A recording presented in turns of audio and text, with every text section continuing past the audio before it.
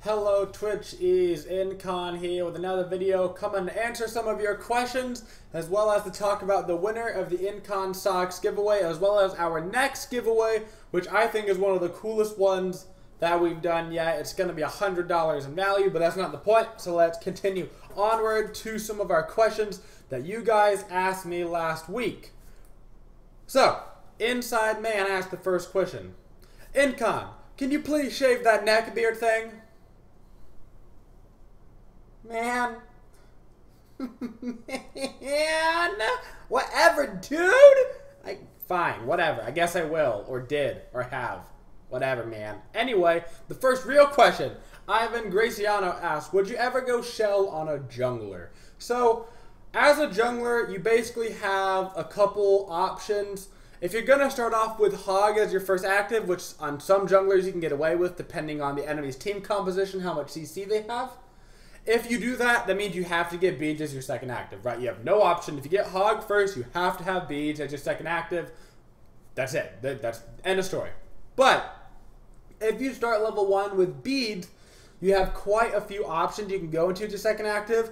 You're going to see a lot of teamfight actives come out of that second active slot.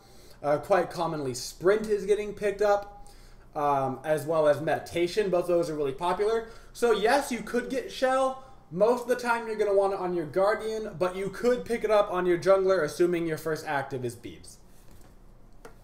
Next up, we got Julian Hetch, who, in a relevant question, asks, how do you pop Shell correctly?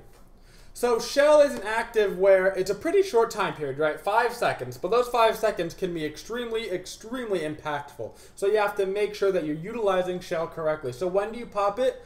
You do not use Shell when you initiate a fight, okay? You should not be popping Shell and then jumping in.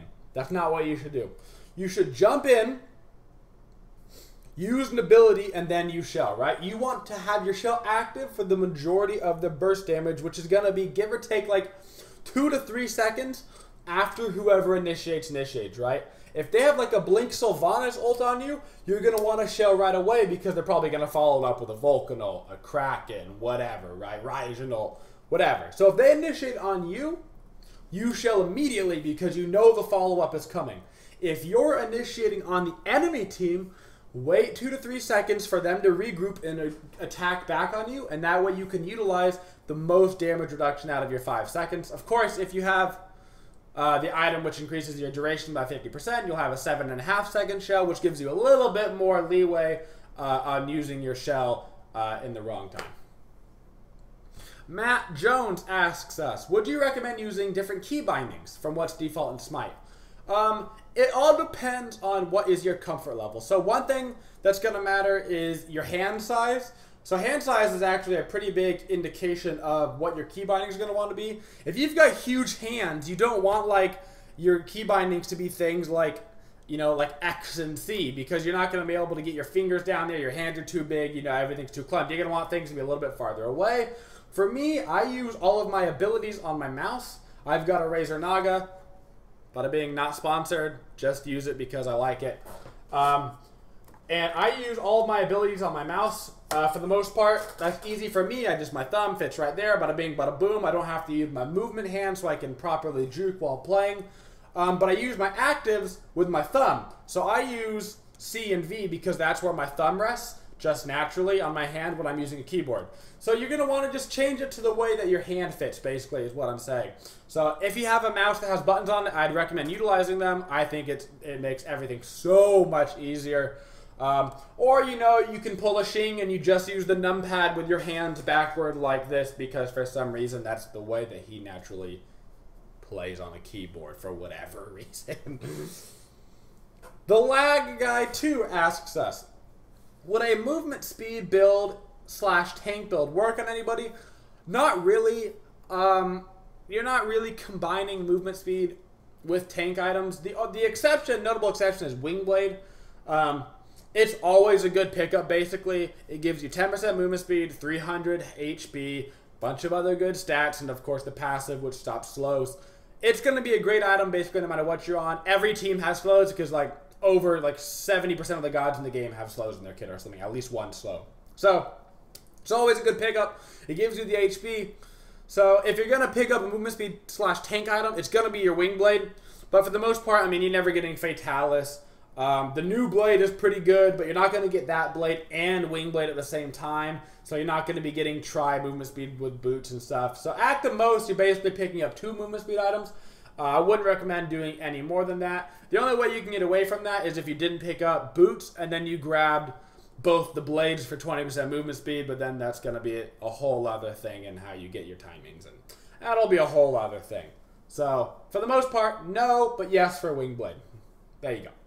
So what you guys really want to be talking about, right, is our winner of the previous giveaway, which was our signed Incon limited edition socks, which are no longer on sale. If you didn't get them, you missed the opportunity. They are gone. They are shipping, so they should be coming to you guys in the next week or two by the time they get shipped out and sent across the world, wherever you may be living.